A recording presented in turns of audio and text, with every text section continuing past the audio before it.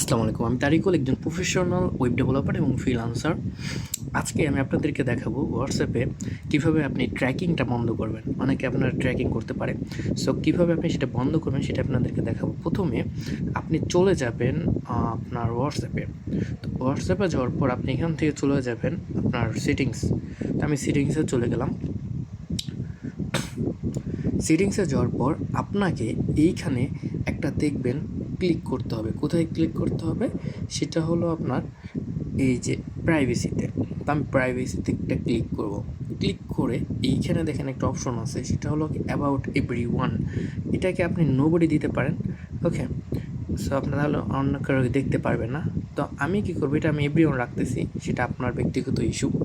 ওকে, তো মেন যে জিনিসটা মানে আপনার যে হোয়াটসঅ্যাপে আপনি কিভাবে আইপি ব্লক করবেন, বা এই যে এইখানে ক্লিক করবেন অ্যাডভান্স।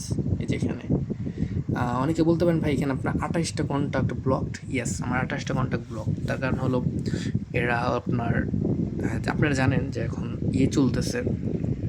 সো তারা হলো ওই পরিপন্থী, যার কারণে আমি তাদেরকে ব্লক করে রেখেছি। ওকে,